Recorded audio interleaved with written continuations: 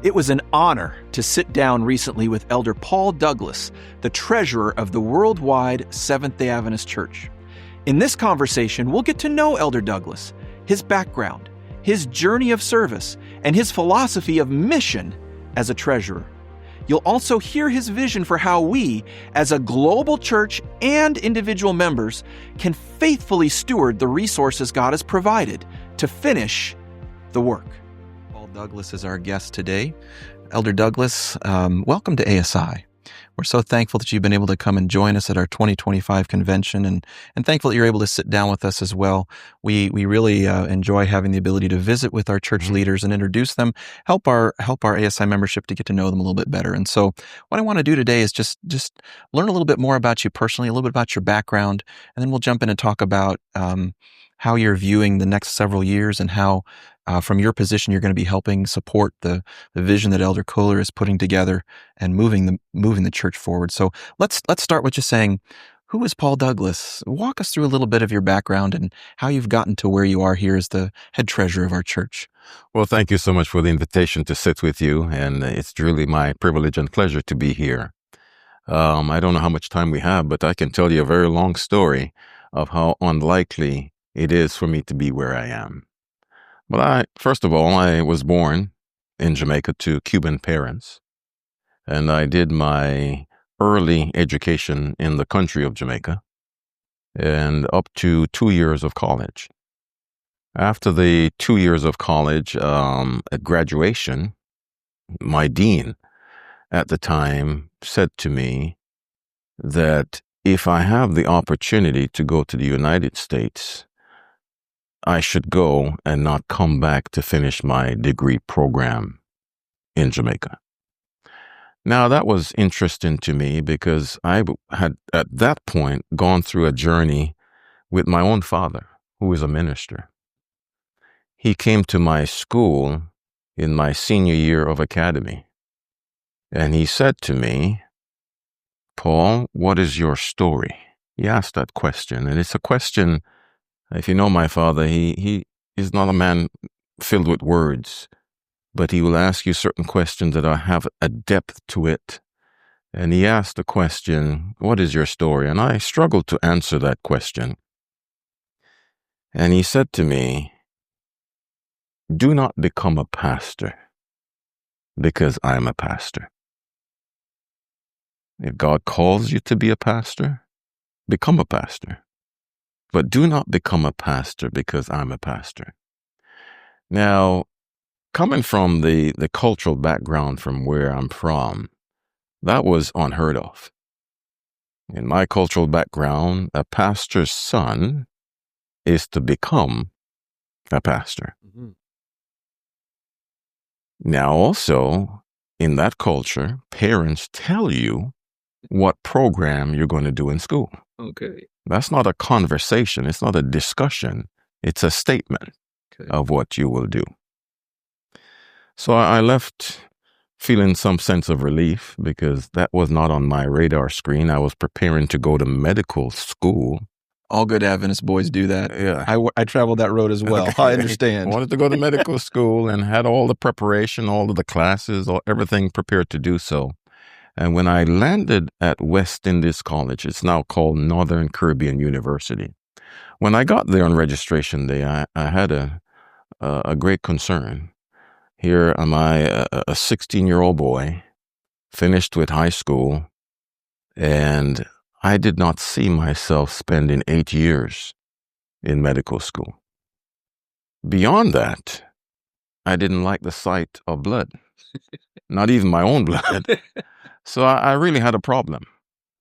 But it was a family friend who said to me, I teach a bookkeeping course, and I want you to take that course. So I took the course and I got an A.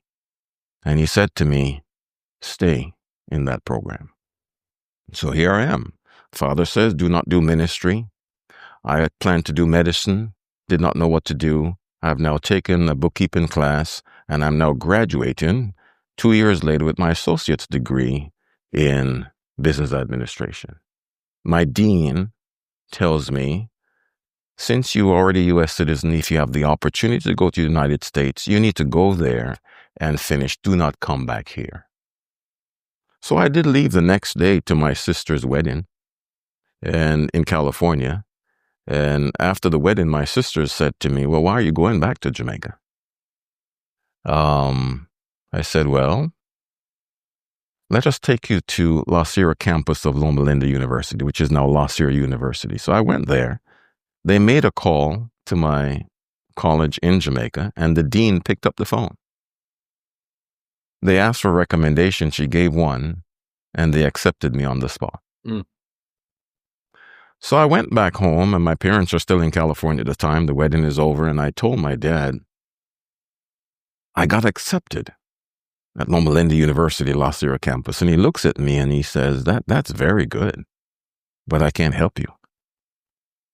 So there was some sense of disappointment, and I understood because there was no way he could afford to send me to an institution in the United States. My aunt overheard the conversation, and 2 days later, she brought me a check for $10,000 US. And with those $10,000 and whatever grants, Pell Grants, Cal Grants that I could have gotten in school loans, 2 years later, I was finished with my first degree at La Sierra University. Mm. Now I applied for all of the jobs that an accountant is supposed to apply for, and I got all of the answers, and they were no. I started to think that maybe something was wrong with me. I had all of the preparation, all of the degrees, but I still got no's. And then finally, a family friend made a call to the General Conference. And the General Conference called me for an interview to join their audit program. I never knew they had an audit program at the General Conference. So I went for the interview. At the end of the interview, the person said to me, we want to hire you, but we do not have a budget. So for me, I just took that as another no. But 2 weeks later, they called me and said, we called back to the General Conference, and they were in Tacoma Park at the time. And Elder Charles Bradford, who was one of the senior leaders and the vice president of the North American division, he said, we will make a budget to hire this individual. So on August 4, 1986, I started as an auditor for the General Conference. And I stayed there in the audit department for 35 years. The last 14 of those years, I was the director of the Global Audit Program for the Seventh-day Adventist Church. And on April 14, 2021, I got a call from the nominating committee of the General Conference Committee. We would like you to be the treasurer for the General Conference. As I reflected on it, all of the doors God closed were at his direction, for his providential will, for me to arrive at the place where he wanted me to be to serve his church. It so happens that I'm now an ordained minister. Mm-hmm. Had I done the theology degree, the pastoral route, I would not have been prepared to fulfill the role that God was going to call me at some point in time. An unlikely journey. A little boy from Kingston, Jamaica, but yet still God had a providential plan. And I just make myself open to him to follow that plan. Wherever he leads, I will go. Amen. What a fascinating background, and thank you so much for sharing that with me. There's actually certain elements of your story that are in common with my own, having the medical school component, not wanting to be in school for 8 years. I went through a very similar journey myself, and so there's much of that I can resonate with, and is perhaps not terribly uncommon for many other Adventist young men, mm-hmm. if I may say that. I have I work in business, mm-hmm. and I'm very used to managing a business, working through finances. We, of course, also within ASI have financial management and other things that we're doing to measure how successful we're being and handling our funds and funding our projects, things of that nature. But I've always been curious. Many times we hear about different mission activities. We've been listening to Elder McEdward and Elder Kohler talk about some of the different mission focuses and strategies that they're looking at for the next several years. What is it like to look at that plan from a church's perspective, from a financial lens? How do you, when you're sitting in your group with your leadership team, what is the perspective from a financial side? How do you approach that, and how do you think about that and work through that? I look at that through three lenses. One, financial strength. Two, there must be a strategy. And three, we must have stewardship. God has given us the resources not for us to keep in the bank. And I'm talking to you as a financial person, but I'm also talking from the perspective of why we're here and what we're called to do. Mm-hmm. God did not give us the resources, whether they be financial, human, or technological, for us just to sit on them. He gave it to us for us to use it for the purpose to which we have been called. Now we have to be wise and prudent, and we have to have some level of financial strength for a church organization, because crises do happen, challenges do occur, and how are we prepared to meet those challenges when and if they do come? But not only from the matter of strength, well, what is the strategy?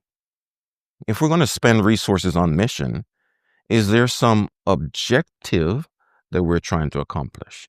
Do we have all of the relevant information, intelligence, the insight in terms of what we're trying to accomplish? Do we know where the gospel has not yet reached? Who has not yet heard? How will they hear? How do we get it there? And how do we know that we have achieved what we are trying to achieve? All of those things come through my lens in terms of when we sit, the three of us, to understand what is the mission, what's the focus, what is our purpose, to determine how we then mobilize the resources towards that objective. And then having some measurable goals. Did we achieve what we intended? Do we need to recalibrate our human or technological or financial resources to ensure that we're still on the right path? Or do we look at it and say sometimes progress means turning back? Yes. And looking for a different idea. So stewardship, strategy, and also strength.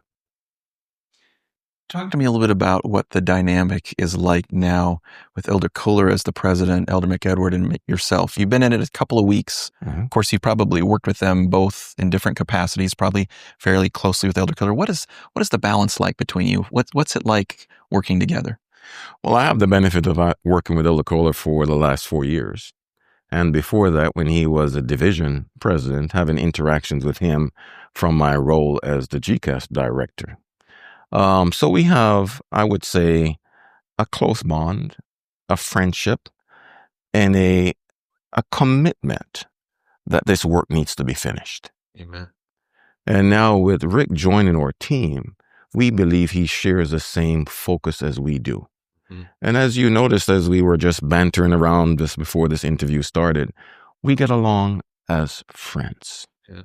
We get along as colleagues. We get along as partners.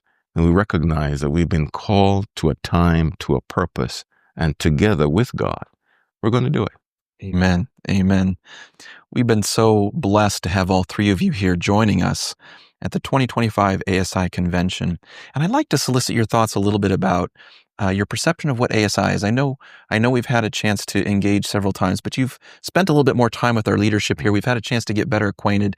You've been able to see some of the meetings, some of the ministries that are featured. Give me your what's your feedback loop, Ben, as you've spent some time with us here at ASI? Well, this is my 4th time attending ASI. My last time here was in 2022, right after the last General Conference session. And I want to repeat what I said then, that I value personally, and on behalf of the church, value the partnership and the promise and purpose of what ASI means to the church. I've met more of the leaders this time than I have in times past, and I recognize that there is a depth of commitment towards finishing the work of the gospel. There are different ways, different methods, different means by which we do so. But we need to work together to accomplish this through the power of God's Spirit. So this latest attendance at ASI really only reinforces what is already there in my heart in terms of the power, potential, and promise of a partnership between ASI and the church. Well, we are so excited to continue partnering. You know, the word that Elder Kohler has used is integration. Integration, yes. And that really resonates with us. The other thing that I think I've sensed from you as a group is the idea of urgency, Yes. which we heard about this morning. The idea that we want the Lord to come soon. Mhm. We need to finish this work that He's given to us. And we're so excited to partner with you Yes. in that work and are so thankful for the perspective that you've shared with us today. So thank you so much for visiting with us. And I'd say one quick thing in terms of, Sure. I was a Pathfinder. Okay. I guess once a Pathfinder, always a Pathfinder. I was as well. And we used to repeat a motto, the gospel to all the world in this generation. Mm-hmm.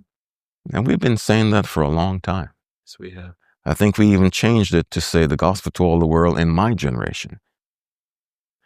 I am committed, and I believe that Jesus can come in this generation. What do we need to do to make that happen? I believe we have everything. I said it this morning as part of the introduction to the ASI body. We have everything that we need. It's not the money in the bank. It's not the members in the pew. It's not the strategy that we might have. We have God. We have everything that we need to finish this work of the gospel. The question is, are we ready to do it? May the Lord impress each of us that now is the time to engage and work for Him. Mm-hmm. Thank you so much, Elder Douglas. My pleasure. It's been a pleasure visiting with you. Okay. God bless. Thank you. It was inspiring to hear Elder Douglas tell his story and learn about his thoughtful approach to mission in the Adventist Church. At ASI, we look forward to partnering with him and the World Church, investing our time, talents, and resources to help spread the gospel and prepare the world for Christ's return.